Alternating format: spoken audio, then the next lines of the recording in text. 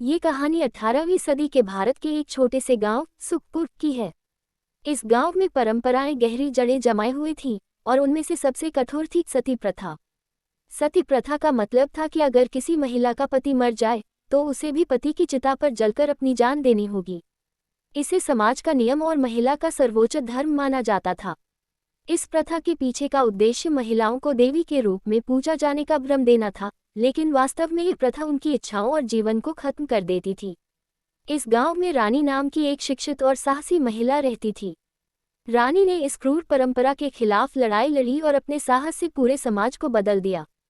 सुखपुर एक हरा भरा गांव था, जहां हर कोई खेती और पशुपालन से अपना जीवन यापन करता था। यहाँ लोग अपनी परंपराओं का सख्ती से पालन करते थे। गांव में किसी भी बदलाव के लिए कोई जगह नहीं थी। रानी गांव की सबसे चतुर और सुंदर लड़की थी। उसकी शिक्षा और ज्ञान ने उसे बाकी लड़कियों से अलग बना दिया था। वह अक्सर सवाल पूछती, हमेशा परंपराओं को क्यों मानना चाहिए अगर वे हमारे जीवन को खत्म कर दें। रानी के पिता शंभू दास एक साधारण किसान थे, लेकिन वे अपनी बेटी को शिक्षित करना चाहते थे ताकि वह अपने जीवन में कुछ बड़ा कर सके। हालांकि समाज के दबाव के कारण रानी को अक्सर अपने सपनों को सीमित करना पड़ता। जैसे जैसे रानी बड़ी हुई, उसकी शादी की चर्चाएं शुरू हो गईं। गांव के बुजुर्गों ने ठाकुर विजय सिंह का रिश्ता लाया। विजय सिंह एक प्रभावशाली और धनी व्यक्ति थे, लेकिन उम्र में रानी से बहुत बड़े थे। शंभू दास ने समाज के दबाव में ये रिश्ता मंजूर कर लिया। शादी के बाद रानी का जीवन पूरी तरह बदल गया। वह एक बड़े घर में आई, जहां उसे हर सुविधा मिलती थी। विजय सिंह उसकी हर जरूरत का ख्याल रखते, लेकिन उनकी उम्र और स्वास्थ्य ने उन्हें कमजोर बना दिया था। रानी अपने नए जीवन को स्वीकार करने की कोशिश करती रही। कुछ सालों बाद विजय सिंह की तबीयत खराब रहने लगी। गांव के वैद्य और हकीमों ने उनकी सेवा की, लेकिन उनका स्वास्थ्य सुधर नहीं पाया। एक दिन विजय सिंह ने आखिरी सांस ली। उनकी मृत्यु के साथ ही रानी का जीवन भी अंधकार में डूब गया। गांव के पंडितों और बुजुर्गों ने फैसला किया कि रानी को सती होना पड़ेगा। ये सुनकर रानी के पैरों तले जमीन खिसक गई। वह चिल्लाए, मैं क्यों मरूं? क्या मेरा जीवन मेरे पति की मृत्यु के साथ खत्म हो गया?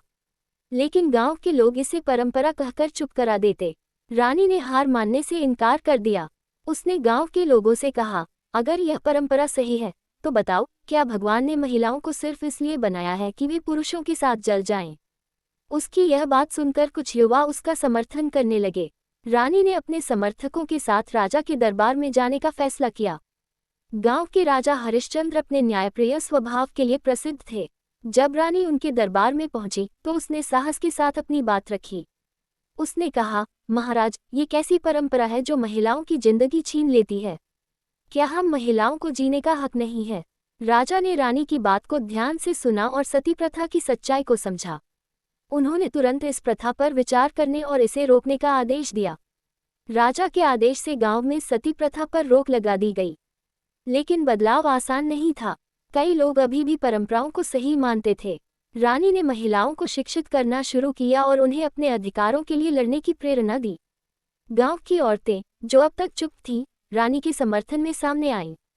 उन्होंने पहली बार अपनी आवाज उठाई और सती प्रथा के खिलाफ खड़ी हुईं।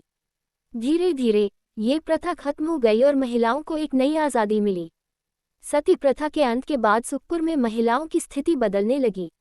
अब महिलाएं भी पढ़ाई करने लगी और अपने भविष्य के लिए सपने देखने लगी। रानी ने यह साबित कर दिया कि समाज की गलत परंपराओं को बदलने के लिए साहस और दृढ़ता की जरूरत होती है।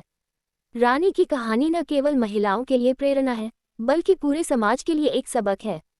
उसने दिखाया कि परंपराएं तभी तक सही हैं जब तक वे इंसानियत और न्याय के रास्ते पर चलें। अगर वीडियो अच्छी लगी हो तो वीडियो को लाइक करें, शेयर करें और सब्सक्राइब करें।